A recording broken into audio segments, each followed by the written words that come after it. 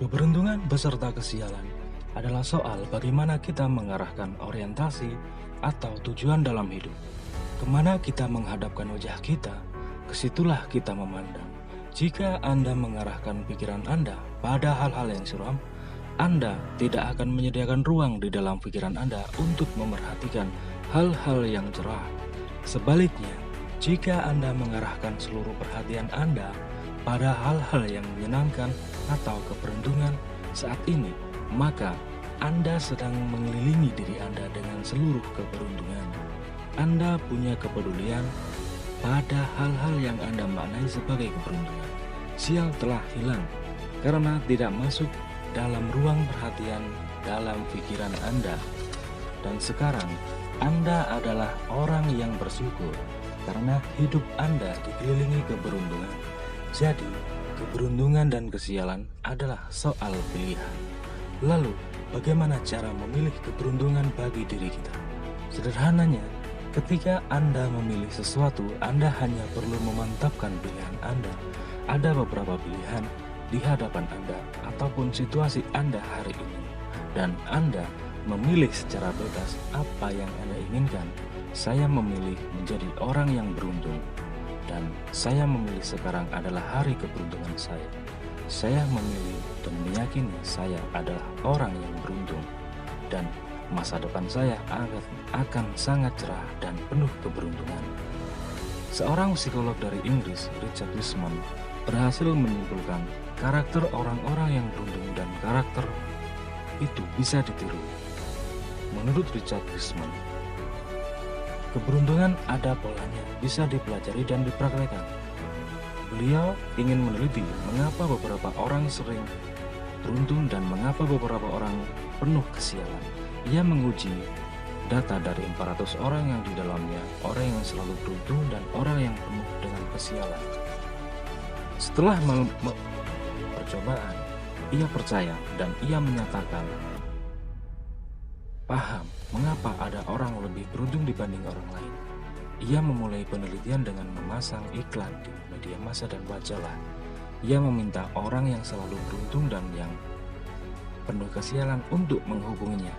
Penelitian sekitar 400 orang selama beberapa tahun itu, pria wanita dari usia 18 sampai dengan 84 tahun untuk diminta datang kepadanya.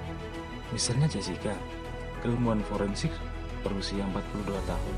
Ia menyatakan, saya memiliki pekerjaan yang saya cita-citakan, memiliki 2 putra yang menyenangkan, dan suami yang sangat saya cintai. Luar biasa apabila memandang masa lalu saya. Saya sangat sadar selalu beruntung di banyak hal. Sebaliknya Caroline, perawat 34 tahun, merasa sebagai orang yang selalu sial. Ia gampang dan cenderung sering mengalami kecelakaan. Saat berjalan, ia sering tergilir dan terperosok ke lubang jalan, terjatuh dan bahkan sampai menabrak pohon saat belajar menyetir. Dan masalah asmara, ia juga penuh kesialan, merasa selalu berada di tempat yang salah atau pada saat yang salah. Bertahun-tahun, psikolog ini mewawancarai 400 orang secara bergantian, dan mereka diminta untuk mengisi buku harian, memberi jawaban dengan melakukan tes IQ, dan mengundang mereka ikut dalam sejumlah kegiatan untuk percobaan. Hasilnya, kata psikolog Wiseman, orang-orang itu memang tidak tahu mengapa mereka selalu beruntung dan mereka selalu sial. Namun menurut psikolog Wiseman, pikiran dan perilaku mereka yang menyebabkan keberuntungan atau ketidakberuntungan itu. Misalnya saja, bagaimana orang yang selalu beruntung selalu bisa melihat peluang, sedang orang yang sial tidak pernah bisa melihat peluang tersebut. Wiseman melakukan percobaan sederhana untuk melihat bagaimana orang bisa melihat peluang atau tidak. Wiseman memberi mereka koran kepada orang yang beruntung maupun yang tidak beruntung itu. Ia meminta orang-orang itu untuk menghitung jumlah foto dalam koran tersebut. Rata-rata orang yang tidak beruntung membutuhkan 2 menit untuk menghitung foto.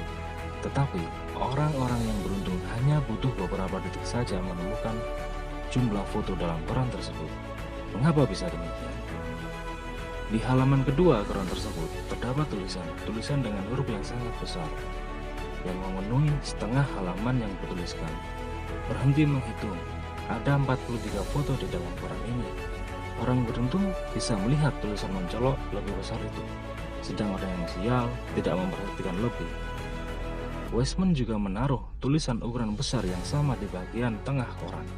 Tulisannya, "Berhenti menghitung, bilang pada peneliti jika Anda sudah melihat ini dan akan mendapatkan 250 pound sterling." Tetapi kembali, orang tidak beruntung tidak memperhatikan bahkan tidak melihatnya, sehingga tidak bisa mendapatkan 250 pound sterling tersebut. Orang yang tidak beruntung terlalu sibuk menghitung foto, sehingga gagal memanfaatkan peluang di satu koran saja. Tes kepribadian juga memperlihatkan bahwa orang yang tidak beruntung cenderung lebih tegang daripada yang beruntung. Ketegangan inilah yang membuat mereka tidak bisa menangkap hal-hal di luar dugaan yang kadang menguntungkan. Bagaimana ketegangan ini bisa membuat orang tidak bisa menangkap peluang? Wiseman melakukan percobaan kembali. Sekelompok orang beruntung dan tidak beruntung diminta melihat kursor yang bergerak-gerak di tengah layar komputer. Tanpa ada tanda-tanda, sebuah titik besar kadang muncul di ujung layar. Hampir semua orang yang ikut ini melihat titik besar tersebut. Namun, bagaimana jika mereka diberi ketegangan? Mereka dijanjikan berupa hadiah uang yang sangat besar jika memperhatikan kursor di tengah layar. Mereka menjadi tegang dan memutuskan untuk memusatkan perhatian pada kursor di tengah layar. Hasilnya, hampir 3 peserta tidak bisa melihat titik besar di ujung layar.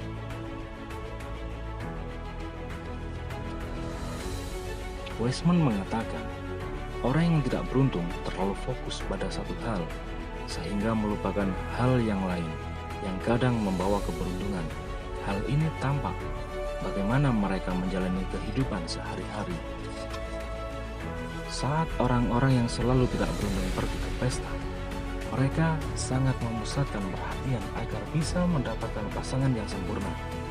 Akibatnya, mereka kehilangan kesempatan membuat banyak teman baru, yang mungkin saja satu dari sekian banyak teman baru itu adalah orang yang sempurna menjadi pasangan. Begitu pula saat mereka melihat iklan lowongan kerja. Orang yang selalu tidak beruntung hanya melihat jenis-jenis pekerjaan yang mereka inginkan, padahal sangat mungkin ada jenis pekerjaan lain.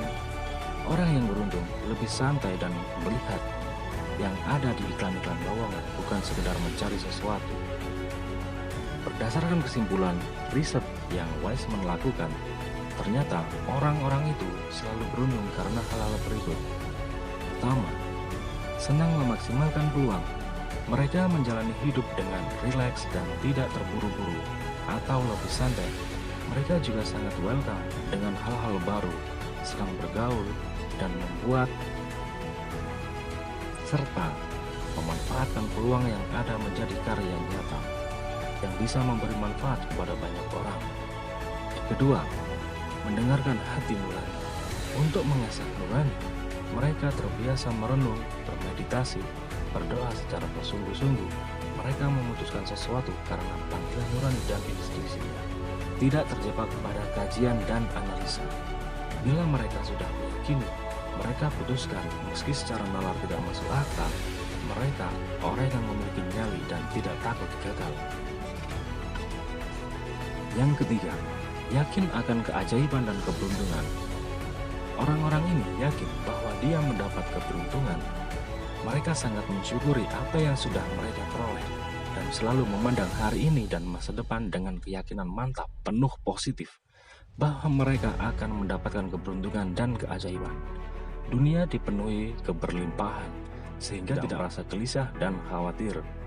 Yang keempat, mereka yakin di balik ujian ada keajaiban dan keberuntungan. Mereka selalu melihat ada hikmah di balik penderitaan atau musibah. Selalu ada pelajaran positif yang bisa diambil dari setiap kejadian, termasuk bahkan mereka sangat yakin di balik sesuatu yang pahit terdapat banyak keajaiban dan keberuntungan yang akan menghampiri setelahnya, seperti yang disebutkan dalam Al-Quran. Quran Surat Al-Insyirah ayat 5. Karena sesungguhnya sesudah kesulitan itu ada kemudahan. Ayat ini pun ditegaskan Allah diulang di ayat ke-6. Sesungguhnya sesudah kesulitan itu ada kemudahan. Menurut Profesor Hurai Shihab, ketika menafsir ayat ini, ketika ada kesulitan yang kita hadapi, Allah akan memberikan minimal ada 2 kemudahan yang kita dapatkan. Mari kita terapkan kebiasaan orang-orang yang hidupnya dipenuhi keberuntungan, disertai keyakinan bahwa Tuhan benar-benar menjadikan hidup kita dipenuhi keberuntungan. Bukankah Tuhan sesuai dengan prasangka hambanya? Apabila kita berprasangka beruntung, maka beruntunglah kehidupan kita.